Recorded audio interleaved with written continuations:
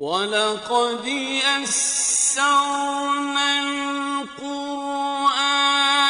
لِلذِّكْرِ فَهَلْ مِن مُّدَّكِرٍ۔ اور ہم نے قرآن کو سمجھنے کے لیے آسان کر دیا، تو کوئی ہے جو سوچے سمجھے۔ صوت القرآن، قرآن کی آواز۔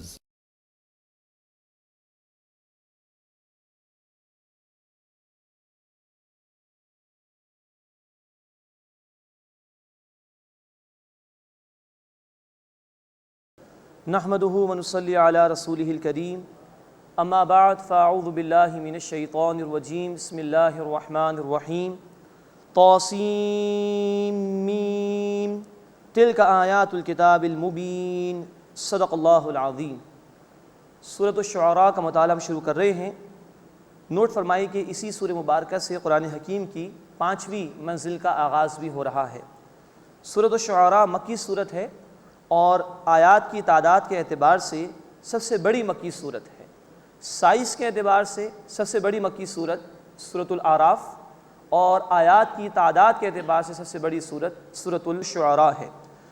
اس سورہ مبارکہ کا مزاج بھی ویسا ہی ہے جیسا کہ سورۃ الاعراف اور سورہ ہود کا مزاج تھا، کہ رسولوں کے حالات اور واقعات کو تفصیل سے اللہ تعالیٰ نے بیان فرمایا ہے۔ اس سورہ مبارکہ میں انشاءاللہ ہم دیکھیں گے کہ رکوع نمبر 2 سے لے کے رکوع نمبر 4 تک موسیٰ علیہ السلام کے حالات کو بیان کیا گیا ہے۔ پھر 5ویں رکوع میں ابراہیم علیہ السلام کا ذکر ہے، اور پھر ان کے بعد رکوع نمبر 6 سے زمانی ترتیب کے اعتبار سے رسولوں کا ذکر آئے گا، یعنی نوح علیہ السلام سے رسولوں کے واقعات کا بیان شروع ہوگا۔ طاسیم میم، یہ حروف مقطعات ہیں، انہیں علیحدہ علیحدہ پڑھا جاتا ہے، ان کے اصل معنی اللہ ہی کے علم ہے۔ تلک آیات الکتاب المبین، یہ روشن کتاب کی آیات ہیں۔ اب اس پہلے رکوع میں کچھ نعمتوں کا بیان بھی ہے اور عذاب کی وعیدیں بھی سنائی گئی ہیں۔ تلک آیات الکتاب المبین، یہ روشن کتاب یعنی قرآن کی آیات ہیں۔ لعلک باخع نفسک الا یکونوا مؤمنین، شاید اے نبی صلی اللہ علیہ وسلم آپ اپنے آپ کو ہلاک کر لیں گے کہ وہ ایمان نہیں لاتے۔ یعنی کہ یہ التفات ہے اللہ تعالیٰ کا اپنے حبیب صلی اللہ علیہ وسلم کی طرف، کہ آپ صلی اللہ علیہ وسلم تو اتنی محنت فرما رہے ہیں دعوت دین کے لیے کہ کہیں آپ ہلاک نہ ہو جائیں اس بات پر کہ یہ ایمان قبول نہیں کر رہے۔ اتنی محنت کی ہے اللہ کے حبیب صلی اللہ علیہ وسلم نے۔ ان نشأ ننزل علیہم من السماء آیۃ، اگر ہم چاہیں تو ان پر آسمان سے کوئی نشانی اتار دیں، یہ جو معجزات چارے ہم دے سکتے ہیں، فولت اعناقہم لہا خاضعین، تو اس کے آگے ان کی گردنیں پست ہو جائیں۔ لیکن ظاہری بات ہے کہ اللہ کو یہ جبری ایمان مطلوب نہیں ہے، بلکہ اللہ نے امتحان کے لیے بھیجا۔ اب جو چاہے وہ نشانی پر غور و فکر کرے، اس قرآن پر غور و فکر کرے، ایمان قبول کرے، اور جو انکار کرے گا وہ اللہ کے عذاب میں مبتلا کیا جائے گا۔ وما یاتیہم من ذکر من الرحمن محدث، اور ان کے پاس رحمان کی طرف سے کوئی نئی نصیحت نہیں آتی، الا کانوا عنہ معرضین، مگر وہ اسے اعراض کرنے والے ہیں۔ فقد کذبوا، پس بے شک انہوں نے جھٹلایا، فسیاتیہم انباء ما کانوا به یستہزئون، تو جلد ان کے پاس اس کی خبریں آئیں گی جس کا وہ مذاق اڑاتے تھے۔ حقیقت واضح ہو جائے گی، اللہ کا عذاب آئے گا، یہ اس میں مبتلا کیے جائیں گے۔ اولم یروا الی الارض کما انبتنا فیہا من کل زوج کریم، کیا انہوں نے زمین کی طرف نہیں دیکھا ہم نے اس میں کس قدر عمدہ عمدہ ہر قسم کی چیزیں جوڑا جوڑا اگائی ہیں۔ یعنی کہ نباتات میں بھی میل اور فیمیل کا کانسیپٹ موجود ہے۔ پھر اللہ ایک ہی پانی برساتا ہے، زمین ایک ہی ہے، لیکن پیدا ہونے والے پھل اور سبزیاں اور فصلیں طرح طرح کی ہیں جو اللہ نے پیدا فرمائی۔ ان فی ذلک لآیہ، بے شک اس میں نشانی ہے۔ وما کان اکثرهم مؤمنین، اور ان میں سے اکثر ایمان نہیں لانے والے۔ وان ربک لہو العزیز الرحیم، اور بے شک اے نبی صلی اللہ علیہ وسلم آپ کا رب غالب ہے، مسلسل رحم فرمانے والا ہے۔ یہ الفاظ جو ہیں آیت نمبر 8 اور 9 کے، یہ بار بار اس سورہ مبارکہ میں آئے ہیں۔ اللہ غالب ہے، چاہے تو فوراً پکڑ فرما سکتا ہے، لیکن یہ اللہ کی رحمت ہے کہ اس نے لوگوں کو ڈھیل دی ہے، مہلت دی ہے سنبھلنے کے لیے، فوراً پکڑ نہیں فرماتا، یہ اس کی رحمت ہے۔ اب حضرت موسیٰ علیہ السلام کا واقعہ شروع ہو رہا ہے۔ رکوع نمبر 2 میں ہم دیکھیں گے کہ فرعون کے دربار میں وہ تشریف لے گئے اور وہاں پھر اپنے معجزات بھی انہوں نے دکھائے تھے۔ وَإِذْ نَادَى رَبُّكَ مُوسَىٰ أَنِ ائْتِ الْقَوْمَ الظَّالِمِينَ، اور یاد کیجئے نبی صلی اللہ علیہ وسلم جب آپ کے رب نے موسیٰ علیہ السلام کو فرمایا کہ ظالم لوگوں کے پاس جاؤ، قوم فرعون یعنی فرعون کے قوم کے پاس، الا یتقون، کیا وہ ڈرتے نہیں؟ قال رب انی اخاف ان یکذبون، موسیٰ علیہ السلام نے عرض کیا کہ اے میرے رب میں ڈرتا ہوں کہ وہ مجھے جھٹلائیں گے، ویضیق صدری، اور میرا دل تنگ ہوتا ہے، ولا ینطلق لسانی، اور میری زبان خوب نہیں چلتی، فارسل الی ہارون، بس ہارون علیہ السلام کی طرف پیغام بھیج دے۔ یعنی قوت خطابت میں اللہ میں کچھ کمزوری محسوس کرتا ہوں تو ہارون کو بھی وہی عطا فرما دے، میری مدد فرما اس کے ذریعے سے۔ وَلَهُمْ عَلَيَّ ذَنْبٌ فَأَخَافُ أَن يَقْتُلُونِ، اور ان کا مجھ پر ایک جرم بھی ہے، بس مجھے ڈر ہے کہ مجھے قتل نہ کر دیں۔ یہ تفصیل آئے گی انشاءاللہ سورۃ القصص آیت نمبر 15 میں کہ ایک شخص موسیٰ علیہ السلام کے ہاتھوں وہ قتل ہو گیا تھا، وہ تفصیل اس مقام پر بیان ہوگی۔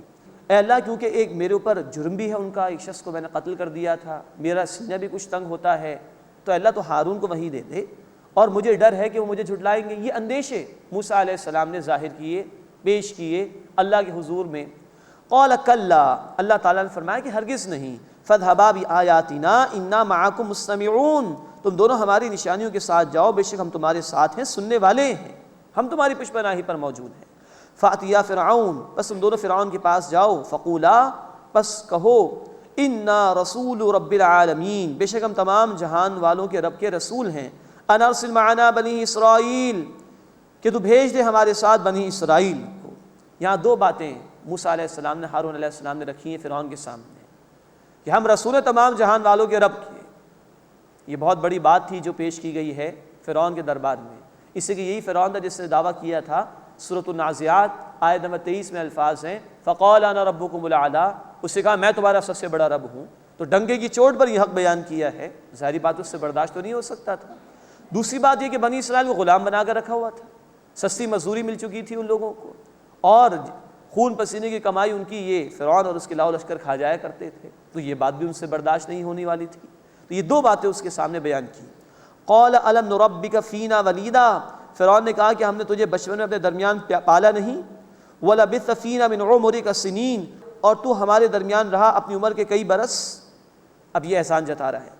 وفعلت فعلتک التی فعلت وانت من الکافرین، اور اے موسیٰ تو نے وہ کام کیا جو تو نے کیا اور تو ناشکروں میں سے ہے۔ اب یہ ڈھٹائی پر آ گیا ہے فرعون، اور اس طرح کا رویہ اس سے اختیار کیا۔ قال فعلتها اذا وانا من الضالین، موسیٰ علیہ السلام نے کہا کہ میں نے وہ کیا تھا جبکہ میں حق کی تلاش کرنے والوں میں سے تھا، ابھی نبوت کا ظہور نہیں ہوا تھا۔ ففررت منکم لما خفتکم، بس جب میں تم سے ڈرا تو میں تم سے بھاگ گیا، یہاں سے چلا گیا۔ فوہب لی ربی حکما وجعلنی من المرسلین، بس میرے رب نے مجھے حکمت عطا فرمائی اور مجھے رسولوں میں سے بنایا۔ وَتِلْكَ نِعْمَةٌ تَمَنُّهَا عَلَيَّ أَنْ عَبَّدْتَ بَنِي اسرائیل، اور یہ کوئی نعمت ہے جس کا تو مجھ پر احسان رکھتا ہے کہ تو نے بنی اسرائیل کو غلام بنا لیا ہے۔ یعنی کہ ترکی بترکی جواب دیا موسیٰ علیہ السلام، مجھ پر احسان جتا رہا ہے کہ تم لوگوں نے میری پرورش کی اپنے محل کے اندر، اور پوری قوم کو تم نے غلام بنا کر رکھا ہوا ہے، یہ تمہیں دکھائی نہیں دیتا؟ تو گویا ترکی بترکی جواب دیا۔ قال فرعون وما رب العالمین، فرعون نے کہا کہ تمام جہان والوں کا رب کون ہے؟ اب وہ ڈھٹائی پر آیا۔ اب موسیٰ علیہ السلام مسلسل ایک تقریر فرما رہے ہیں اس کے دربار میں۔ قال رب السماوات والارض وما بینہما، موسیٰ علیہ السلام نے فرمایا کہ رب ہے آسمانوں کا اور زمین کا اور جو کچھ ان کے درمیان ہے، ان کنتم موقنین، اگر تم یقین کرنے والے ہو۔ قال لمن حولہ الا تستمعون، اس نے اپنے ارد گرد کے لوگوں سے کہا کیا تم سنتے ہو؟ مراد ہے کہ اس نے ذرا موسیٰ علیہ السلام کی توجہ کو ڈائیورٹ کرنا چاہا، کیونکہ موسیٰ علیہ السلام تو بڑے ڈنکے کی چوٹ پہ بات کر رہے تھے، تو اس نے دیکھا کہ میری پوزیشن کمزور ہو رہی ہے تو ٹیکل کرنا چاہا۔ قال لمن حولہ الا تستمعون، اس نے اپنے ارد گرد کے لوگوں سے کہا کیا تم سنتے ہو؟ قال ربکم ورب آبائکم الاولین، موسیٰ علیہ السلام نے گفتگو جاری رکھی، فرمایا کہ رب ہے تمہارا اور تمہارے پہلے باپ دادا کا۔ قال ان رسولکم الذی ارسل الیکم لمجنون، فرعون بولا بے شک تمہارا رسول جو تمہاری طرف بھیجا گیا ہے وہ دیوانہ ہے، مجنون ہے، معاذ اللہ۔ قال رب المشرق والمغرب وما بینہما، موسیٰ علیہ السلام نے فرمایا کہ وہ رب ہے مشرق کا اور مغرب کا اور جو کچھ ان دونوں کے درمیان ہے، ان کنتم تعقلون، اگر تم عقل سے کام لو۔ وہ یہ ڈنکے کی چوٹ پر اللہ کی توحید کو وہاں پر موسیٰ علیہ السلام بیان فرما رہے ہیں۔ قال لئن اتخذت الہا غیری لاجعلنک من المسجونین، فرعون بولا اگر تم نے کوئی معبود بنایا میرے سوا تو میں ضرور تمہیں قیدیوں میں داخل کر دوں گا۔ اب یہ ہوتا ہے ہر دھرموں کا اور جابروں کا رویہ، دلیل کوئی ہوتی نہیں کہ دلیل کے جواب دلیل سے دیں، حق سامنے آ چکا ہے لیکن دلیل کا جواب دلیل سے نہیں دے رہا، تشدد پر اتر آیا کہ میں تمہیں قید کر دوں گا۔ ہر دور کے ظالم و جابر یہی کرتے ہیں، حکمران یہی کرتے ہیں جو کہ ظالم و جابر ہوتے ہیں، اہل حق کا مقابلہ کر نہیں سکتے دلیل سے، تو کہتے ہیں ان کو جیلوں میں ڈال دو۔ قال اولو جئتک بشیء مبین، موسیٰ علیہ السلام نے فرمایا کہ خواہ میں تیرے پاس ایک واضح معجزہ لے کر آؤں تب بھی؟ قال فأت بہ ان کنت من الصادقین، تو اس نے کہا کہ اگر تم سچوں میں سے ہو تو لے آؤ۔ فالقى عصاه فاذا هي ثعبان مبین، بس موسیٰ علیہ السلام نے اپنا عصا ڈالا، اچانک وہ اژدہا بن گیا۔ ونزع يده فاذا هي بيضاء للناظرین، اور انہوں نے اپنا ہاتھ نکالا تو اچانک وہ دیکھنے والوں کے لیے چمکتا ہوا ہو گیا۔ ان دو معجزات کا ذکر کئی مرتبہ قرآن حکیم میں آیا ہے۔ اب تیسرا رکوع شروع ہو رہا ہے، جادوگروں سے مقابلہ وہ اس کا بیان ہے، اور پھر جادوگر ایمان لے آئے تھے اس کا ذکر آ رہا ہے۔ قال للملئ حوله ان هذا لساحر علیم، فرعون نے اپنے ارد گرد کے سرداروں سے کہا بے شک یہ ماہر جادوگر ہے۔ یرید ان یخرجکم من ارضکم بسحرہ فماذا تأمرون، وہ چاہتا ہے کہ تمہیں اپنے جادو کے زور سے تمہاری زمین سے نکال دے، تو تم کیا مشورہ دیتے ہو؟ قالوا ارجہ واخاہ وابعث فی المدائن حاشرین، وہ بولے اسے اور اس کے بھائی کو مہلت دے اور شہروں میں نقیبوں کو بھیج دو، پکارنے والوں کو، جمع کرنے والوں کو۔ اب کیونکہ پوزیشن ذرا کمزور ہو رہی ہے فرعون کی، تو وہ پریشان ہو گئے کہ کیا کرے بھائی، کیسے ان کو روکے؟ اب اس کے لیے مقابلے کی تیاری۔ وابعث فی المدائن حاشرین، اور شہروں میں نقیب بھیج دے، جمع کرنے والے، یاتوک بکل سحار علیم، کہ وہ تیرے پاس تمام بڑے ماہر جادوگروں کو لے آئیں۔ فجمع السحرۃ لمیقات یوم معلوم، بس جادوگر جمع کیے گئے ایک معلوم دن، وقت مقررہ پر، دن طے تھا، وقت بھی طے تھا۔ وقیل للناس هل انتم مجتمعون، اور لوگوں سے کہا گیا کہ کیا تم جمع ہوگے، دیکھو گے معاملے کو، مقابلے کو؟ لعلنا نتبع السحرۃ ان كانوا هم الغالبین، تاکہ ہم پیروی کریں جادوگروں کی اگر وہ غالب ہوں۔ یعنی اب فرعون اور اس کے درباریوں کا سارا انحصار اس بات پر رہ گیا کہ اگر جادوگر جیت گئے تو ہم برقرار رہ سکتے ہیں اپنی حکومت پر، اور جادوگر ہار گئے تو ہم گئے کام سے۔ فلما جاء السحرۃ قالوا لفرعون، بس جب جادوگر آئے تو انہوں نے فرعون سے کہا اَإِنَّ لَنَا لَأَجْرًا إِن كُنَّا نَحْنُ الْغَالِبِينَ، کیا یقینی طور پر ہمارے لیے کوئی اجر ہوگا اگر ہم غالب آ جائیں گے؟ قال نعم، اس نے کہا ہاں ہاں، وَإِنَّكُمْ إِذًا لَمِنَ الْمُقَرَّبِينَ، اس وقت تم بے شک میرے مقربین میں سے ہوگے۔ قال لهم موسیٰ القوا ما انتم ملقون، موسیٰ علیہ السلام نے اس سے کہا ڈالو جو تم ڈالنے والے ہو۔ فَأَلْقَوْا حِبَالَهُمْ وَعِصِيَّهُمْ، بس انہوں نے اپنی رسیاں اور لاٹھیاں ڈالیں۔ وقال بعزت فرعون انا لنحن الغالبون، اور بولے فرعون کے اقبال کی قسم، بے شک ہم ہی غالب آنے والے ہیں۔ یعنی کہ یہ فرعون کو اپنا سب کچھ سمجھ رہے تھے تو اس کی قسم کھائی۔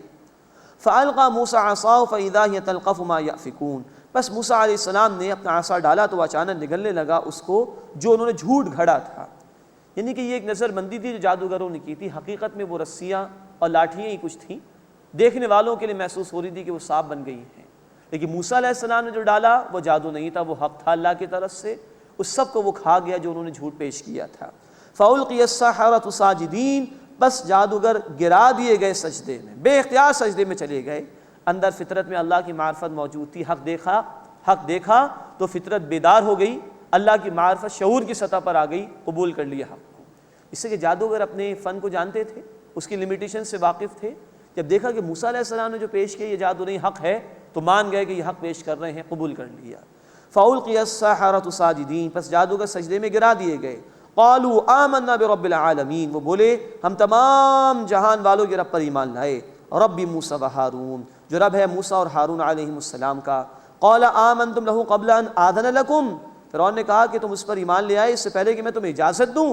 انه لکبیرکم الذی علمکم السحر، بے شک وہ یقیناً تمہارا بڑا ہے جس سے تمہیں جادو سکھایا ہے۔ فلسوف تعلمون، بس تم قریب جان لو گے۔ لأقطعن ایدیکم وارجلکم من خلاف، میں ضرور تمہارے ہاتھ پاؤں کاٹ ڈالوں گا مخالف سمت سے۔ ولأصلبنکم اجمعین، اور ضرور تم سب کو سولی دوں گا۔ قالوا لا ضیر، انہوں نے کہا کوئی حرج نہیں ہے۔ انا الی ربنا منقلبون، بے شک ہم اپنے رب کی طرف لوٹ کر جانے والے ہیں۔ یہ ہے ایمان۔ اور فرمائیے ایک دفعہ حق دیکھا ہے اور اب جان کی پرواہ بھی نہیں ہے۔ اللہ تعالی ہمیں حقیقی ایمان عطا فرمائے۔ یہ بہت بہترین مثال قرآن میں، جادوگر بدترین کام کرنے والوں میں سے، لیکن اندر معرفت موجود ہے۔ اللہ کے حبیب صلی اللہ علیہ وسلم نے فرمایا بخاری شریف کی حدیث میں، ہر بچہ فطرت پر پیدا ہوتا ہے، صحیح توحید پر، پھر اس کے ماں باپ میں جو اس کو یہودی، نصرانی اور مجوسی یعنی مشرک بنا دیتے ہیں، تو فطرت اس میں اللہ کی معرفت موجود ہے۔ ہم نے سورہ نور رکوع نمبر 5 میں پڑھا تھا، ہاں باہر سے وحی آتی ہے، حق آتا ہے تو یہ نور فطرت، نور وحی مل جاتے ہیں اور ایمان مکمل ہو جاتا ہے۔ کچھ ایسے ہی یہاں پر ہوا کہ موسیٰ علیہ السلام نے جو حق پیش کیا وہ اللہ کی طرف سے تھا، اس کو دیکھ کر وہ ایمان لے آئے اور اب جان دینے کو تیار ہے لیکن حق چھوڑنے کو تیار نہیں۔ قالوا لا ضیر، وہ بولے کوئی حرج نہیں، انا الی ربنا منقلبون، بے شک ہم اپنے رب کی طرف لوٹ کر جانے والے ہیں۔ انا نطمع ان یغفر لنا ربنا خطایانا، بے شک ہم امید رکھتے ہیں کہ ہمارا رب ہمیں ہماری خطائیں بخش دے گا، ان کننا اول المؤمنین، کہ ہم پہلے ایمان لانے والے ہیں۔ اس کے بعد چوتھے رکوع کا آغاز ہو رہا ہے، اس میں آل فرعون سے نجات کا ذکر ہے جو بنی اسرائیل کو عطا کی گئی اور ان کو اللہ تعالیٰ نے زمین میں اقتدار عطا فرمایا تھا، اس کا ذکر ہے۔ وَأَوْحَيْنَا إِلَى مُوسَىٰ نَسْرِ بِعِبَادِي إِنَّكُمْ مُتَّبَعُونَ، اور ہم نے موسیٰ علیہ السلام کی طرف وحی کی کہ راتوں رات میرے بندوں کو لے کر نکل جاؤ، بے شک تمہارا پیچھا کیا جائے گا۔ فَأَرْسَلَ فِرْعَوْنُ فِي الْمَدَائِنِ حَاشِرِينَ، بس فرعون نے شہروں میں اکٹھے کرنے والے بھیج دیے۔ إِنَّ هَٰؤُلَاءِ لَشِرْذِمَةٌ قَلِيلُونَ، بے شک یہ لوگ ایک تھوڑی سی جماعت ہیں۔ وَإِنَّهُمْ لَنَا لَغَائِظُونَ، اور بے شک وہ ہمیں غصے میں لانے والے ہیں، یعنی فرعون اور اس کے لاؤ لشکر کہہ رہے ہیں بنی اسرائیل کے حوالے سے۔ وَإِنَّا لَجَمِيعٌ حَاضِرُونَ، اور بے شک ہم ایک جماعت تیار ہیں، ہم ان کے خلاف ایکشن لینے کے لیے بالکل تیار ہیں۔ فَأَخْرَجْنَاهُم مِّن جَنَّاتٍ وَعُيُونٍ، بس ہم نے انہیں نکالا باغات سے اور چشموں سے، وَكُنُوزٍ وَمَقَامٍ کریم، اور خزانوں سے اور عمدہ ٹھکانوں سے۔ كَذَلِكَ، اسی طرح، وَأَوْرَثْنَاهَا بَنِي اسرائیل، ہم نے بنی اسرائیل کو ان کا وارث بنا دیا۔ اب نوٹ فرمائیے کہ یہ انجام ہوا فرعون اور اس کے لاؤ لشکر کا۔ کہاں تو کہہ رہے تھے کہ ہم بڑی جماعت ہیں اور یہ لوگ تو بڑے کمزور لوگ، ہم ان کو مٹا دیں گے۔ اللہ نے ان کو ان کے گھروں سے نکالا اور تباہ و برباد کر دیا، دریا میں غرق کر دیا۔ اللہ اس وقت بھی علی کل شیء قدیر تھا، اللہ آج بھی علی کل شیء قدیر ہے کہ وہ ظالموں کو عذاب میں مبتلا کر سکتا ہے، اور اس طرح کر سکتا ہے کہ ان کے گھروں سے نکال دے گا اللہ ان کو، ان کے ملکوں سے نکال دے گا اللہ ان کو، اور برباد کر کے چھوڑ دے گا ان کو۔ آج بھی دنیا میں کچھ لوگ جابر ہیں، ظالم ہیں، جو دنیا کے کئی ممالک پر جا جا کر حملے کر رہے ہیں، اپنے گھروں سے نکل کر جا رہے ہیں، اور اب اللہ کی مشیت ہے کہ گھروں سے باہر نکالنے کے بعد دیگر ممالک میں اب ان کی بھی پٹائیاں ہو رہی ہیں، ان پر بھی طرح طرح کی تکالیف آ رہی ہیں۔ آج امریکہ دنیا کی سب سے زیادہ مقروض ترین حکومت بن چکا ہے۔ آج ان کی ہاں مائیں سڑکوں پر آ کر احتجاج کر رہی ہیں کہ خدا کے واسطے ہمارے بیٹوں کو واپس بلاؤ عراق اور افغانستان سے۔ اللہ آج بھی علی کل شیء قدیر ہے، ظلم کو برداشت نہیں کر سکتا اللہ، ایک حد تک اللہ ڈھیل دیتا ہے اس کو۔ تو ہر دور کے ظالموں اور جابروں کے لیے اللہ نے کچھ بیان کیا کہ اس فرعون کو لاؤ لشکر سمیت گھروں سے نکال دیا گیا، ان کے باغات، ان کے چشمے، ان کی خدانیں، ان کے عمدہ ٹھکانے سب پیچھے کے پیچھے پڑے رہ گئے اور ان کو اللہ نے غرق کر دیا۔ کذالک، اسی طرح، وَأَوْرَثْنَاهَا بَنِي اسرائیل، ہم نے ان کا وارث بنا دیا بنی اسرائیل کو۔ مراد یہ کہ اس وقت اللہ نے بنی اسرائیل کو نجات عطا فرمائی، اس کے بعد وہ 40 برس تک صحرا میں رہے ہیں جب انہوں نے نافرمانیاں کی، اس کے بعد اللہ نے سرزمین فلسطین میں ان کو غلبہ عطا فرمایا تھا۔ فَأَتْبَعُوهُمْ مُشْرِقِينَ، بس انہوں نے سورج نکلتے ہی ان کا پیچھا کیا۔ فَلَمَّا تَرَاءَ الْجَمْعَانِ، بس جب دونوں جماعتوں نے ایک دوسرے کو دیکھا، قال اصحاب موسیٰ انا لمدرکون، تو موسیٰ علیہ السلام کے ساتھیوں نے کہا کہ بے شک ہم پکڑے گئے، ہم تو مر گئے، اب تو موت سامنے ہے، پیچھے دریا ہے اور سامنے دیکھ رہے ہیں تو فرعون کا لاؤ لشکر ہے۔ اب ایک رسول کا یقین اور ایمان دیکھیں۔ قال کلا، موسیٰ علیہ السلام نے فرمایا ہرگز نہیں، ان معی ربی سیہدین، بے شک میرا رب میرے ساتھ ہے، وہ جلد مجھے راستہ عطا فرمائے۔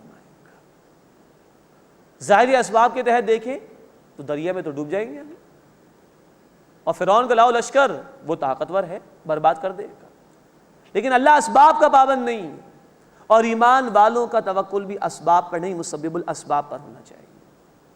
میرا رب میرے ساتھ ہے، یہ ہے یقین ایک رسول کا، وہ مجھے راستہ عطا فرمائے گا۔ تو دور مشکلات میں جب دین کے حوالے سے بھی مشکلات اہل ایمان پر آ رہی ہوں، وہ پریشان نہ ہوں، ان کی پشت پناہی پر اللہ ہوتا ہے، لیکن اللہ دیکھنا چاہتا ہے کہ بندوں کے دلوں میں یقین ہے کہ نہیں، پھر اللہ کی مدد آتی ہے، آزماتا ہے اللہ، اس کے بعد پھر اللہ کی مدد آتی ہے۔ فَأَوْحَيْنَا إِلَىٰ مُوسَىٰ نِضْرِبْ بِعَصَاكَ الْبَحْرَ، بس ہم نے موسیٰ علیہ السلام کی طرف وحی بھیجی کہ اپنے عصا کو دریا پر مارو، فَانْفَلَقَتْ فَكَانَ كُلُّ فِرْقٍ كَالطَّوْدِ الْعَظِيمِ، تو دریا پھٹ گیا، پس ہر حصہ بڑے پہاڑ کی طرح ہو گیا۔ نوٹ فرمائیے قرآن کے الفاظ بالکل واضح ہیں، عصا مارا دریا پر، دریا پھٹ گیا اور ہر حصہ جو پھٹا وہ بڑے پہاڑ کی طرح ہو گیا۔ ہمارے دور میں وہ لوگ جو عقل پرست ہیں یا مغرب سے مرعوب ہیں، وہ طرح طرح کی توجیحات کرتے ہیں اور اللہ کے کلام کے ساتھ کھیلنے کی کوشش کرتے ہیں، معاذ اللہ۔ وہ کہتے ہیں صاحب یہ لو ٹائیڈ اور ہائی ٹائیڈ کا معاملہ تھا، جب لو ٹائیڈ تھی سمندر میں تو موسیٰ علیہ السلام قوم کو لے کے نکل گئے، اور جب ہائی ٹائیڈ کا معاملہ آیا تو فرعون غرق کر دیا گیا۔ انا للہ و انا الیہ راجعون۔ اللہ کے الفاظ واضح ہیں، ہر حصہ بڑے پہاڑ کی طرح ہو گیا۔ نکلے ہیں موسیٰ علیہ السلام 6 لاکھ افراد کو لے کر اس میں، اور غرق کیا گیا اسی دریا کے اندر، پھر فرعون دریا کو ملا دیا گیا تھا۔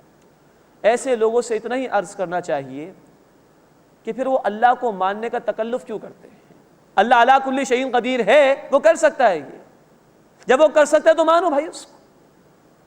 اپنی عقل کو کیوں ترجیح دینے کی کوشش کرتے ہو اللہ کے احکامات کے اوپر، اللہ کی آیات کے اوپر؟ یا پھر اللہ کو ماننے کا تکلف ہی نہ کرے تو بات ہی ختم ہو جائے گی۔ لیکن ماننا ہے تو علی کل شیء قدیر، اس کی تمام صفات کے ساتھ اس کو ماننا۔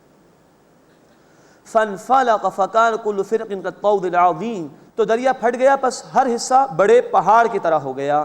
وَأَزْلَفْنَا ثُمَّ الْآخَرِينَ، اور ہم نے اس کی جگہ دوسروں کو قریب کر دیا، یعنی موسیٰ علیہ السلام کی قوم کو نکال کر اللہ لے گئے اور آل فرعون کو غرق کر دیا گیا۔ وَأَنْجَيْنَا مُوسَىٰ وَمَعَهُ أَجْمَعِينَ، اور ہم نے موسیٰ علیہ السلام کو جو ان کے ساتھ تھے سب کو بچا لیا۔ ثُمَّ أَغْرَقْنَا الْآخَرِينَ، پھر ہم نے دوسروں کو غرق کر دیا۔ إِنَّ فِي ذَلِكَ لَآيَةً، بے شک اس میں ایک نشانی ہے۔ وَمَا كَانَ أَكْثَرُهُم مُؤْمِنِينَ، اور ان میں سے اکثر ایمان لانے والے نہ تھے۔ وَإِنَّ رَبَّكَ لَهُوَ الْعَزِيزُ الرَّحِيمُ، اور بے شک اے نبی صلی اللہ علیہ وسلم آپ کا رب زبردست ہے، مسلسل رحم فرمانے والا ہے۔ اس کے بعد 5واں رکوع آ رہا ہے، اس میں ابراہیم علیہ السلام کا ذکر ہے اور نیک اور برے لوگوں کا بھی ذکر کیا گیا ہے۔ وَاتْلُ عَلَيْهِمْ نَبَأَ إِبْرَاهِيمَ، اور انہیں ابراہیم علیہ السلام کا واقعہ پڑھ کر سنائیے۔ اِذْ قَالَ لِأَبِيهِ وَقَوْمِهِ مَا تَعْبُدُونَ، جب انہوں نے اپنے والد اور اپنی قوم سے کہا کہ تم کس کی عبادت کرتے ہو؟ قَالُوا نَعْبُدُ أَصْنَامًا، انہوں نے کہا ہم بتوں کی عبادت کرتے ہیں۔ فَنَظَلُّ لَهَا عَاكِفِينَ، پس ہم ان کے پاس جمے بیٹھے رہتے ہیں۔ قَالَ هَلْ يَسْمَعُونَكُمْ إِذْ تَدْعُونَ، ابراہیم علیہ السلام نے فرمایا کیا وہ تمہاری سنتے ہیں جب تم انہیں پکارتے ہو؟ او ينفعونکم او یضرون، یا وہ تمہیں نفع پہنچاتے ہیں یا نقصان پہنچا سکتے ہیں؟ قالوا بل وجدنا آباءنا كذلك يفعلون، وہ بولے ہم نے اپنے باپ دادوں کو اسی طرح کرتے پایا۔ یہ اس کے سوا کوئی دلیل ہی نہیں ہوتی ایسے لوگوں کے پاس کہ جو دین کی خلاف ورزی کرتے ہیں، اللہ کے احکامات کی نافرمانی کرتے ہیں اور بس یہ کہتے ہیں کہ باپ دادا ایسا کرتے تھے۔ یہی گمراہی رہی ہے تاریخ انسانی میں، انسانیت کی، کہ اس تقلید آبا کی وجہ سے، باپ دادا کی اندھی تقلید، کہ جب وہ نافرمان تھے یا ان کے پاس حقیقی علم موجود نہیں تھا، اسی اندھی تقلید نے ان کو برباد کیا ہے۔ ہاں اگر آبا و اجداد ایسے ہوں جیسے کہ ہمارے اسلاف اللہ کے نیک بندے، ان کی پیروی کی جائے گی، اس سے کہ وہ اللہ اور اس کے رسول صلی اللہ علیہ وسلم کی تعلیمات پر عمل کرتے تھے۔ لیکن محض اس لیے پیروی کرنا کہ باپ دادا تھے، چاہے وہ نافرمان تھے، چاہے ان کے پاس ہدایت نہیں تھی، یہی بہت بڑی گمراہی ہے جو پھر حق کے راستے میں رکاوٹ بن جاتی ہے۔ قال فرأيتم ما كنتم تعبدون، ابراہیم علیہ السلام نے کہا بس کیا تم نے دیکھا تم کس کی عبادت کرتے ہو؟ انتم وآباؤکم الاقدمون، تم اور تمہارے باپ دادا، فإنہم عدو لی الا رب العالمین، تو بے شک وہ میرے دشمن ہیں سوائے تمام جہان والوں کے رب کے، کہ میں تو اس ایک اللہ کی عبادت کرتا ہوں اور تمہارے جھوٹے معبود تو میرے دشمن ہیں۔ الذی خلقنی فہو یہدین، وہ اللہ، وہ رب کہ جس نے مجھے پیدا فرمایا بس وہی مجھے ہدایت دیتا ہے۔ والذی هو یطعمنی ویسقین، اور وہی ہے جو مجھے کھلاتا ہے اور مجھے پلاتا ہے۔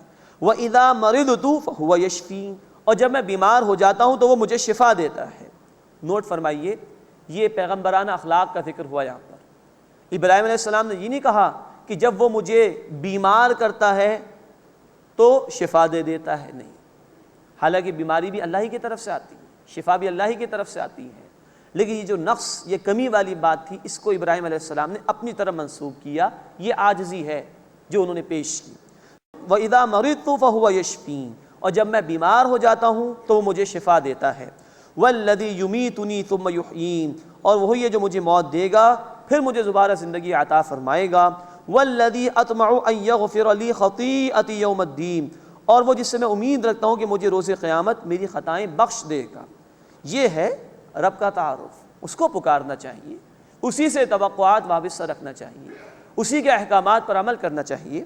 ربی ہب لی حکم والحقنی بالصالحین، اے میرے رب مجھے حکمت عطا فرما اور مجھے نیک بندوں کے ساتھ ملا دے۔ غور فرمائیے کہ ابراہیم علیہ السلام دعا فرما رہے ہیں کہ اللہ مجھے نیک بندوں کے ساتھ شامل فرما دے۔ یہ اجتماعیت کی طرف اشارہ ہے۔ اکیلے اکیلے زندگی بسر کرنا ہمارے دین میں پسندیدہ نہیں ہے۔ قرآن نے ہمیں تلقین فرمائی، سورہ توبہ آیت نمبر 119، وَكُونُوا مَعَ الصَّادِقِينَ، سچے اور نیک لوگوں کے ساتھ ہو جاؤ۔ اس لیے کہ دنیا میں انسان جب نیک لوگوں کے ساتھ اٹھے گا بیٹھے گا تو نیکی کا جذبہ اس کے اندر پیدا ہوگا۔ اللہ ہمیں بھی نیک لوگوں کے ساتھ جڑنے کی توفیق عطا فرمائے۔ وَاجْعَل لِّي لِسَانَ صِدْقٍ فِي الْآخِرِينَ، اور میرا ذکر خیر جاری فرما دے بعد میں آنے والوں۔ اللہ نے اس دعا کو قبول فرمایا۔ ہم جو قربانی پیش کرتے ہیں یہ ابراہیم علیہ السلام ہی کی سنت ہے۔ ہم نماز میں درود پڑھتے ہیں، جہاں نبی صلی اللہ علیہ وسلم کا ذکر خیر ہوتا ہے وہاں ابراہیم علیہ السلام کے حوالے سے بھی ذکر آتا ہے۔ اللہم صلی علی محمد وعلی آل محمد کما صلیت علی ابراہیم وعلی آل ابراہیم انک حمید مجید۔ واجعلنی من ورثۃ جنۃ النعیم، اور مجھے نعمت والی جنت کے وارثوں میں سے بنا دے۔ اب ذرا عاجزی دیکھیے، اللہ کے رسول ہیں، ان کے لیے تو جنت طے ہی طے ہے اللہ کے ہاں، لیکن اللہ تو مجھے عطا فرما دے۔ بندے کو کبھی بھی اپنی عبادت کے اوپر کوئی ناز نہیں ہونا چاہیے، بلکہ عاجزی ہو، اللہ میرا کوئی کمال نہیں، تو مجھے جنت عطا فرما دے اپنے فضل اور اپنے کرم سے۔ وَاجْعَلْنِي مِن وَرَثَةِ جَنَّةِ النَّعِيمِ، اور مجھے نعمتوں والی جنت کے وارثوں میں سے بنا دے۔ وَاغْفِرْ لِأَبِي، اور میرے والد کو بخش دے۔ إِنَّهُ كَانَ مِنَ الضَّالِّينَ، بے شک وہ گمراہ لوگوں میں سے ہے۔ نوٹ فرمائیے کہ یہ مکی صورت ہے، سورۃ الشعراء۔ ابراہیم علیہ السلام دعا کرتے تھے اپنے والد کے لیے، لیکن جب واضح ہو گیا تھا کہ باپ مشرک ہی ہے تو دعا کرنا ترک کر دی تھی۔ یہ بات آ چکی ہے سورہ التوبہ آیت نمبر 114 میں کہ جب معلوم ہو گیا کہ باپ شرک پر ہی مصر ہے تو ابراہیم علیہ السلام نے اپنے والد کے لیے توبہ کرنا، دعا کرنا چھوڑ دیا تھا، بخشش مانگنا چھوڑ دیا تھا۔ وَلَا تُخْزِنِي يَوْمَ يُبْعَثُونَ، اور مجھے اس دن رسوا نہ کیجیو اے اللہ جب سب لوگ اٹھائے جائیں گے۔ یوم لا ينفع مال ولا بنون، جس دن نہ کام آئے گا مال اور نہ ہی بیٹے۔ یہ ہے اصل مسئلہ۔ یہ اولاد، یہ مال، یہ دنیا کی زینت کے لیے ہے۔ اصل معاملہ یہ کہ انسان کیا نیک اعمال لے کر اللہ کے حضور میں جا رہا ہے۔ ہاں اگر مال کو اللہ کی اطاعت میں خرچ کیا، اللہ کے راستے میں خرچ کیا تو یہ صدقہ جاریہ بھی بنے گا۔ اولاد نیک ہے تو یہ بھی صدقہ جاریہ بنے گی اپنے والدین کے لیے، یہ چیز تو کام آ سکتی ہے، لیکن ادروائز محض مال اور اولاد کچھ کام آنے والا نہیں۔ ہر ایک کو اپنا جواب خود دینا ہوگا۔ سورہ مریم آیت نمبر 95، وَكُلُّهُمْ آتِيهِ يَوْمَ الْقِيَامَةِ فَرْدًا، ہر ایک کو اپنا جواب خود ہی دینا ہوگا، اکیلے اکیلے۔ یوم لا ينفع مال ولا بنون، جس دن کام نہ آئے گا نہ مال اور نہ ہی اولاد بیٹے۔ الا من اتى اللہ بقلب سلیم، سوائے اس کے جو قلب سلیم لے کر آیا ہو۔ مراد یہ کہ وہ قلب جس میں اللہ کی معرفت موجود ہو، اللہ کے لیے شکر کے جذبات موجود ہوں، وہ قلب جس میں کفر اور نفاق موجود نہ ہو، یہ قلب جو لے کر آئے گا اس کو اللہ کے ہاں بخشش ملے گی، نجات ملے گی۔ اور یہی وہ قلب ہے کہ جس میں جب اللہ کی معرفت اور احسان مندی کے جذبات ہوں تو عمل بھی بندے کا درست ہوتا ہے۔ اللہ ہمیں قلب سلیم عطا فرمائے۔ وَأُذْلِفَتِ الْجَنَّةُ لِلْمُتَّقِينَ، اور جنت تقوی اختیار کرنے والوں کے نزدیک کر دی جائے گی۔ اللہم انا نسألک الجنہ، اے اللہ ہم تجھ سے جنت کا سوال کرتے ہیں۔ وَبُرِّزَتِ الْجَحِيمُ لِلْغَاوِينَ، اور دوزخ ظاہر کر دی جائے گی گمراہ لوگوں کے لیے۔ اللہم اجرنا من النار، اے اللہ ہمیں آگ کے عذاب سے محفوظ فرما۔ وَقِيلَ لَهُمْ أَيْنَ مَا كُنْتُمْ تَعْبُدُونَ، اور انہیں کہا جائے گا کہاں ہیں وہ جن کی تم عبادت کرتے تھے، من دون اللہ، اللہ کے سوا۔ هَلْ يَنْصُرُونَكُمْ أَوْ يَنْتَصِرُونَ، کیا وہ تمہاری مدد کر سکتے ہیں یا اپنی ہی مدد کر سکتے ہیں؟ فَكُبْكِبُوا فِيهَا هُمْ وَالْغَاوُونَ، بس وہ اور گمراہ اس جہنم میں اوندھے منہ ڈال دیے جائیں گے۔ جن جھوٹے معبودوں بتوں کو پکارا گیا تھا سب اس میں ڈال دیے جائیں گے۔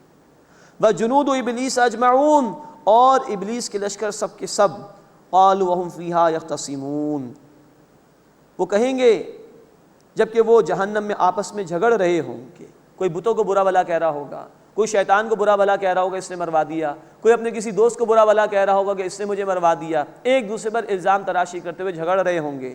تاللہ ان کننا لفی ضلال مبین، اللہ کی قسم بے شک ہم کھلی گمراہی میں تھے۔ اذ نسویکم برب العالمین، جب ہم تمہیں تمام جہان والوں کے رب کے ساتھ برابر ٹھہراتے تھے، یہ بتوں کی طرف اشارہ ہے۔ وما اضلنا الا المجرمون، اور ہمیں صرف مجرمین نے گمراہ کیا۔ نوٹ فرمائیے تاریخ انسانی میں انسانیت کے ساتھ ایک ظلم یہ بھی ہوا کہ پنڈت اور پروہت اور پادری اس قسم کے لوگوں نے انسانیت سے مال بٹورنے کی خاطر یہ دھندے اختیار کیے کہ بھئی تم براہ راست اللہ سے نہیں مانگ سکتے، تم تو بڑے گناہگار ہو، ہماری مٹھیاں گرم کرو، ہمارے ہاتھ گرم کرو، ہم تمہیں اللہ کے قریب کر دیں گے، ہم بخشوا دیں گے تمہیں، معاذ اللہ۔ اس قسم کے مجرم لوگ تھے جنہوں نے لوگوں کو توحید سے دور کیا اور اللہ اور بندوں کے درمیان حائل ہو گئے تھے، جبکہ محمد کریم صلی اللہ علیہ وسلم کا ایک بڑا کمال یہ ہے کہ آپ نے بندوں کو اللہ سے جوڑا ہے، ایک اللہ سے پکارنے والا بنایا۔ وما اضلنا الا المجرمون، اور ہمیں گمراہ نہیں کیا مگر صرف مجرمین نے۔ فما لنا من شافعین، بس ہمارے کوئی سفارش کرنے والا نہیں ہے۔ ولا صدیق حمیم، اور نہ ہی کوئی غمخوار دوست ہے۔ فلو ان لنا کرۃ فنکون من المؤمنین، بس کاش ہمارے لیے دوبارہ دنیا میں لوٹنا ہو جائے تو ہم اہل ایمان میں سے ہو جاتے۔ یہ ہے بہت بڑی بہت بڑا اگر، بہت بڑی حسرت، اگر ہمیں لوٹا دیا جائے، کاش ہمیں لوٹا دیا جائے تو ہم مومن ہو جائیں گے۔ یہ حسرت کے سوا کچھ نہیں ہے۔ اس دنیا میں اللہ نے جو مہلت دی ہے یہی اصل ہے، یہاں محنت کرنی ہے جو کرنی ہے، وہاں آخرت میں صرف نتائج ہیں، عمل کرنے کا موقع یہاں پر ہے۔ اللہ ہمیں ہماری آنکھوں کے بند ہونے سے پہلے پہلے آخرت کی اصل زندگی کی تیاری کی توفیق عطا فرمائے۔ ان فی ذلک لآیہ، بے شک اس میں نشانی ہے، وما کان اکثرهم مؤمنین، اور ان میں سے اکثر ایمان لانے والے نہیں، وان ربک لہو العزیز الرحیم، اور بے شک نبی صلی اللہ علیہ وسلم آپ کا رب زبردست ہے، غالب ہے، انتہائی رحم فرمانے والا ہے۔ اب موسیٰ علیہ السلام اور ابراہیم علیہ السلام کا ذکر مکمل ہوا، اب رسولوں کے حالات بیان ہو رہے ہیں زمانی ترتیب کے اعتبار سے۔ چھٹے رکوع میں نوح علیہ السلام کا ذکر آ رہا ہے۔ کذبت قوم نوح المرسلین، نوح علیہ السلام کی قوم نے رسولوں کو جھٹلایا۔ اذ قال لهم اخوهم نوح الا تتقون، جبکہ ان کے بھائی نوح علیہ السلام نے ان سے کہا کیا تم ڈرتے نہیں ہو؟ دو باتیں نوٹ فرمائیے، کہا گیا کہ انہوں نے رسولوں کو جھٹلایا، رسول تو ایک ہی تھے نوح علیہ السلام، کسی ایک رسول کو جھٹلانا اللہ کے تمام رسولوں کو جھٹلانے کے برابر ہے۔ اسی کے تمام رسولوں کو اللہ نے بھیجا، ایک رسول کا انکار اللہ کی اس اتھارٹی کا انکار ہے کہ جس کی بنیاد پر اللہ رسولوں کو بھیجتا ہے، تو ایک کا انکار کیا تو گویا تمام رسولوں کا انکار کر دیا۔ دوسری بات فرمایا کہ ان کے بھائی نے ان سے کہا، یہ بڑا خوبصورت انداز بھی ہے اور اللہ کی حکمت بھی کہ قوموں کی طرف جب رسولوں کو بھیجا گیا تو رسول ان کی قوم میں سے ہی ہوتے تھے تاکہ لوگوں کے لیے قبول کرنا آسان ہو جائے۔ اذ قال لهم اخوهم نوح الا تتقون، جبکہ ان کے بھائی نوح علیہ السلام نے ان سے کہا کیا تم ڈرتے نہیں؟ انی لکم رسول امین، بے شک میں تمہارے لیے امانت دار رسول ہوں۔ نوٹ فرمائیے کہ دیگر رسولوں کے حالات کے بیان میں بھی یہ الفاظ آئیں گے، رسول امین، امانت دار رسول۔ یہ امانت ایک بندہ مومن کی بہت بنیادی صفت ہے، اور جو لوگ دین کی دعوت کا کام کرنا چاہتے ہیں ان کی دعوت کے لیے ان کے کردار کی درستگی بہت اہم ہے۔ تو رسولوں نے کہا، نوح علیہ السلام نے بھی کہا امین، میں امانت دار رسول ہوں، میرا کردار دیکھو، کوئی داغ ہے اس پر؟ میں نے کبھی جھوٹ بولا، کبھی وعدہ خلافی کی، کبھی تمہارا برا چاہا؟ تو کیا ممکن ہے کہ میں اللہ کے اوپر جھوٹ باندھوں، اللہ کے حوالے سے تمہیں دھوکے میں رکھوں؟ معاذ اللہ۔ انی لکم رسول امین، بے شک میں تمہارے لیے امانت دار رسول ہوں۔ فاتقوا اللہ واطیعون، بس اللہ کا تقوی اختیار کرو اور میری اطاعت کرو۔ نوٹ فرمائیے، اللہ کا تقوی اس کے معنی اپنے آپ کو اللہ کی نافرمانی سے بچانا، اور ہر رسول نے کہا میری اطاعت کرو۔ اطاعت اصلاً اللہ کی ہے، عملاً ہوتی ہے رسول کی۔ چنانچہ سورۃ النساء آیت نمبر 80 میں کہا گیا من یطع الرسول فقد اطاع اللہ، جس سے رسول صلی اللہ علیہ وسلم کی اطاعت کی اسی نے اللہ کی اطاعت کی۔ تو ہر رسول نے اپنی اطاعت کا حکم دیا اور وہ اطاعت ہی اصلاً اللہ کی اطاعت ہوتی ہے۔ فاتقوا اللہ واطیعون، بس اللہ کا تقوی اختیار کرو اور میری اطاعت کرو۔ وما اسألکم علیہ من اجر، اور میں اس پر تم سے کوئی اجر نہیں مانگتا۔ ان اجری الا علی رب العالمین، میرا اجر تو صرف اللہ پر ہے جو تمام جہان والوں کا رب ہے۔ یہ ہے پرخلوص دعوت رسولوں کی، کوئی دنیاوی مفاد نہیں، میرا اجر اللہ کے ہاں محفوظ۔ ہر داعی دین کا بھی طرز عمل یہی ہونا چاہیے، میرا اجر اللہ کے ہاں محفوظ ہے، مجھے دنیا نہیں چاہیے، مجھے تمہاری واہ واہ نہیں چاہیے، مجھے مال و اسباب نہیں چاہیے، میرا اجر اللہ کے پاس۔ فاتقوا اللہ واطیعون، بس اللہ کا تقوی اختیار کرو اور میری اطاعت کرو۔ قالوا انؤمن لک واتبعک الارذلون، انہوں نے کہا کہ ہم تمہاری بات مان لیں جبکہ تمہاری پیروی ہمارے ہاں کے گھٹیا لوگوں نے کی ہے۔ معاذ اللہ، یہ ہر دور کے نافرمانوں کا رویہ رہا کہ جب بھی کچھ غریب لوگ آگے بڑھ کر دعوت حق کو قبول کرتے ہیں تو مالدار لوگ مذاق اڑانا شروع کر دیتے ہیں۔ یہی بات نوح علیہ السلام کی قوم کے مالدار لوگوں نے کی کہ بھائی تمہاری پیروی کرنے والے تو ہمارے معاشرے کے گئے گزرے لوگ ہیں، اگر تم اتنے اچھے ہوتے تو ہم امیر تمہاری پیروی کرتے۔ ہر دور میں حق اور باطل کی کشمکش جاری رہتی ہے، ہر دور میں یہ الفاظ سننے کو ملتے ہیں۔ یہی مالدار طبقہ کہ ظالمانہ اور جابرانہ نظام کے ساتھ جس کے مفادات وابستہ ہوتے ہیں، یہی سب سے آگے بڑھ کر حق کے راستے کی مخالفت کرتا ہے اور حق کو مٹانے کی کوشش کرتا ہے، اور جو غریب لوگ آگے بڑھ کر قبول کرتے ہیں، پسے ہوئے لوگ ہوتے ہیں، یہی پسے ہوئے لوگ سب سے پہلے آگے بڑھتے اس لیے کہ اللہ کی طرف سے آئی ہوئی دعوت وہ حق پر مبنی ہوتی ہے، اس کے نتیجے میں ظلم کا خاتمہ ہوتا ہے، اس لیے مظلوم لوگ آگے بڑھ کر قبول کرتے ہیں۔ لیکن جب یہ مظلوم آگے بڑھتے ہیں تو امیر طبقہ جو ہے وہ ان کی مخالفت کرتا ہے اور کہتا ہے کہ ہمارے معاشرے کے گئے گزرے لوگ ہیں جنہوں نے تمہاری پیروی کی ہے۔ قال وما علمی بما كانوا يعملون، نوح علیہ السلام نے فرمایا کہ مجھے کیا خبر وہ کیا کام کرتے ہیں، یعنی ان کے اعمال کی قدر و قیمت اللہ کے علم میں ہے، میں انہیں اپنے پاس سے ہٹا نہیں سکتا۔ ان حسابهم الا علی ربی لو تشعرون، ان کا حساب صرف میرے رب پر ہے اگر تم سمجھو۔ وما انا بطارد المؤمنین، اور میں اہل ایمان کو اپنے پاس سے دور کرنے والا نہیں ہوں، یہ میرے ساتھی ہیں، ایمان کی بنیاد پر میرے ساتھی ہیں، میں ان کو اپنے سے دور نہیں کر سکتا۔ ان انا الا نذیر مبین، بے شک میں تو صاف صاف طور پر خبردار کرنے والا ہوں۔ قالوا لئن لم تنتهِ یا نوح لتکونن من المرجومین، انہوں نے کہا کہ اے نوح اگر تم باز نہ آئے تو ضرور سنگسار کر دیے جاؤ گے۔ قال رب ان قومی کذبون، نوح علیہ السلام نے دعا کی اے میرے رب بے شک میری قوم نے مجھے جھٹلایا، فافتح بینی و بینہم فتحا، بس میرے اور ان کے درمیان ایک کھلا فیصلہ فرما دے۔ ونجنی ومن معی من المؤمنین، اور مجھے نجات عطا فرما اور انہیں بھی جو میرے ساتھی ہیں ایمان والے۔ فانجیناہ ومن معہ فی الفلک المشحون، تو ہم نے انہیں اور جو ان کے ساتھ بھری ہوئی کشتی میں سوار تھے نجات عطا فرما دی۔ ثم اغرقنا بعد الباقین، پھر ہم نے ان کے بعد باقیوں کو غرق کر دیا۔ ان فی ذلک لآیہ، بے شک اس میں ایک نشانی ہے۔ وما کان اکثرهم مؤمنین، اور ان میں سے اکثر ایمان لانے والے نہ تھے۔ وان ربک لہو العزیز الرحیم، اور بے شک اے نبی صلی اللہ علیہ وسلم آپ کا رب زبردست ہے، بہت رحم فرمانے والا ہے۔ اس کے بعد اس سورہ مبارکہ کا 7واں رکوع شروع ہو رہا ہے جس میں قوم عاد کا ذکر ہے جن کی طرف ہود علیہ السلام کو بھیجا گیا تھا۔ کذبت عاد المرسلین، قوم عاد نے رسولوں کو جھٹلایا۔ اذ قال لهم اخوهم ہود الا تتقون، جب ان سے ان کے بھائی ہود علیہ السلام نے کہا کیا تم ڈرتے نہیں؟ انی لکم رسول امین، بے شک میں تمہارے لیے ایک امانت دار رسول ہوں۔ فاتقوا اللہ، بس اللہ کا تقوی اختیار کرو۔ واطیعون، اور میری اطاعت کرو۔ وما اسألکم علیہ من اجر، اور میں تم سے اس پر کوئی اجر نہیں مانگتا۔ ان اجری الا علی رب العالمین، میرا اجر تو اس پر ہے یعنی اللہ پر جو تمام جہان والوں کا رب ہے۔ اتبنون بکل ریع آیۃ تعبثون، کیا تم ہر بلندی پر بلا ضرورت ایک نشانی تعمیر کرتے ہو؟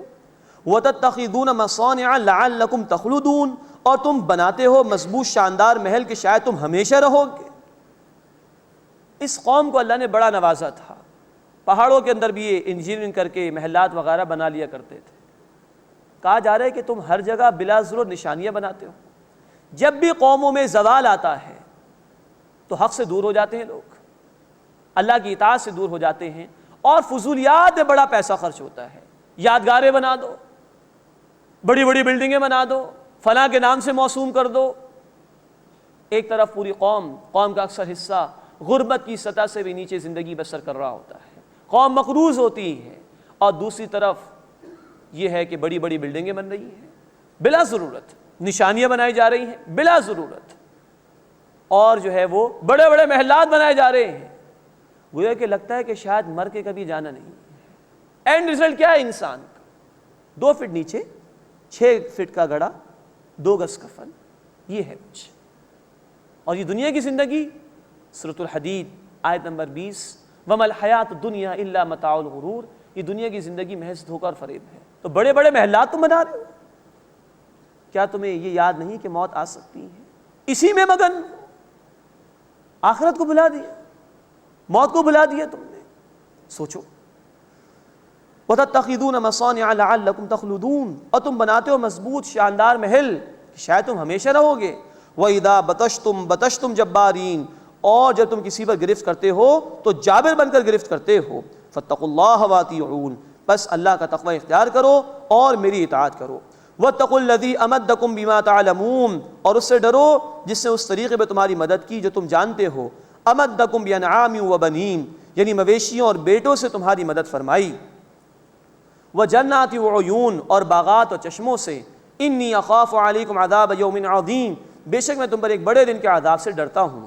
قالوا، انہوں نے کہا، سواء علینا، برابر ہے ہم پر، اوعظت ام لم تکن من الواعظین، خواہ تم ہمیں نصیحت کرو یا نصیحت کرنے والوں میں سے نہ ہو۔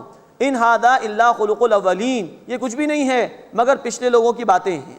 وما نحن بمعذبین، اور ہم عذاب دیے جانے والوں میں سے نہیں ہیں۔ فکذبوا، تو انہوں نے ان کو جھٹلایا۔ فاہلکناہم، بس ہم نے انہیں ہلاک کر دیا۔ ان فی ذلک لآیہ، بے شک اس میں ایک نشانی ہے۔ وما کان اکثرهم مؤمنین، اور ان میں سے اکثر ایمان لانے والے نہ تھے۔ وان ربک لہو العزیز الرحیم، اور بے شک اے نبی صلی اللہ علیہ وسلم آپ کا رب غالب ہے، زبردست ہے، نہایت رحم فرمانے والا ہے۔ اس کے بعد اس سورہ مبارکہ کا 8واں رکوع شروع ہو رہا ہے۔ صالح علیہ السلام کا ذکر آ رہا ہے جن کو قوم سمود کی طرف بھیجا گیا تھا۔ کذبت ثمود المرسلین، قوم سمود نے رسولوں کو جھٹلایا۔ اذ قال لهم اخوهم صالح الا تتقون، جب ان سے ان کے بھائی صالح علیہ السلام نے کہا کیا تم ڈرتے نہیں؟ انی لکم رسول امین، بے شک میں تمہارے لیے امانت دار رسول ہوں۔ فاتقوا اللہ، بس اللہ کا تقوی اختیار کرو۔ واطیعون، اور میری اطاعت کرو۔ وما اسألکم علیہ من اجر، اور میں تم سے اس پر کوئی اجر نہیں مانگتا۔ ان اجری الا علی رب العالمین، میرا اجر تو اس پر ہے، یعنی اللہ پر جو تمام جہان والوں کا رب ہے۔ اتترکون فیما ہاہنا آمنین، کیا تم یہاں کی چیزوں میں بے فکر چھوڑ دیے جاؤ گے؟ فی جنات وعیون، باغات و چشموں میں۔ وزروع ونخل طلعها حضیم، اور کھیتوں میں، اور نرم و نازک خوشبو والی کھجوروں میں۔ وتنحتون من الجبال بیوتا فارہین، اور تم بڑے فخری انداز سے پہاڑوں سے گھر تراشتے ہو۔ اب یہ ان کو ڈرایا جا رہا ہے، کیا یوں ہی چھوڑ دیے جاؤ گے؟ کیا اللہ کا عذاب نہیں آ سکتا؟ اسی طرح ان لوگوں کو بھی غور کرنا چاہیے کہ آج دنیا کے مختلف ممالک میں، علاقوں میں اللہ کی طرف سے عذاب آ رہے ہیں، لیکن وہ نافرمانیوں کو نہیں چھوڑ رہے۔ کہیں زلزلہ آ گیا، کہیں طوفان آ گیا، تو باقی لوگوں کو بے خوف نہیں ہونا چاہیے، انہیں ڈرنا چاہیے کہ ہم بھی لے جا سکتے ہیں، ہم پر بھی موت آ سکتی ہے، تو ڈرنا چاہیے۔ یہی کچھ قوم ثمود سے بھی کہا گیا۔ وَتَنْحِتُونَ مِنَ الْجِبَالِ بُيُوتًا فَارِهِينَ، اور تم فخری انداز سے پہاڑوں سے گھر تراشتے ہو۔ فَاتَّقُوا اللَّهَ وَأَطِيعُونَ، بس اللہ کا تقوی اختیار کرو اور میری اطاعت کرو۔ وَلَا تُطِيعُوا أَمْرَ الْمُسْرِفِينَ، اور حد سے بڑھ جانے والوں کا کہا نہ مانو۔ الَّذِينَ يُفْسِدُونَ فِي الْأَرْضِ وَلَا يُصْلِحُونَ، جو فساد کرتے ہیں زمین میں اور اصلاح نہیں کرتے۔ قالوا، انہوں نے کہا، انما انت من المسحرین، بے شک تم تو سحر زدہ لوگوں میں سے ہو۔ ہر دور کے لوگوں نے حق والوں کو دیوانہ ہی کہا ہے، انہوں نے بھی یہی کہا کہ تم تو سحر زدہ لوگوں میں سے ہو۔ ما انت الا بشر مثلنا، تم تو نہیں ہو مگر ہمارے جیسے ایک انسان۔ فاتی بآیۃ ان کنت من الصادقین، بس اگر تم سچے لوگوں میں سے ہو تو کوئی نشانی لے آؤ۔ قال هذه ناقۃ، صالح علیہ السلام نے فرمایا کہ یہ اونٹنی ہے، لہا شرب ولکم شرب یوم معلوم، ایک معین دن اس کے لیے پانی پینے کی باری ہے اور ایک دن تمہارے لیے پانی پینے کی باری ہے۔ یہ اونٹنی پانی پیے گی ایک دن، اور ایک دن تمہاری باری ہوگی خود پینا اور اپنے جانوروں کو پلانا۔ ولا تمسوها بسوء، اور اسے برائی کے ارادے سے ہاتھ نہ لگانا۔ فیاخذکم عذاب یوم عظیم، تو تم پر آ جائے گا ایک بڑے دن کا عذاب۔ فعقروها فاصبحوا نادمین، تو انہوں نے اس کی ٹانگیں کاٹ ڈالی۔ عقر کے معنی ہوتے ٹانگوں کو کاٹ دینا، مراد ہلاک کر دیا، وہ چلنے پھرنے کے قابل نہیں رہی۔ فعقروها پس انہوں نے اس اونٹنی کو ہلاک کر دیا، فاصبحوا نادمین پس وہ نادم ہو کر رہ گئے، فاخذهم العذاب پھر انہیں عذاب نے آ پکڑا، ان فی ذلک لآیہ بے شک اس میں ایک نشانی ہے، وما کان اکثر مؤمنین اور ان میں سے اکثر ایمان لانے والے نہیں تھے، وان ربک لہو العزیز الرحیم اور اے نبی صلی اللہ علیہ وسلم بے شک آپ کا رب غالب ہے، زبردست ہے، رحم فرمانے والا ہے۔ بارک اللہ لی ولکم فی القرآن العظیم ونفعنی وإیاکم بالآیات والذکر الحکیم۔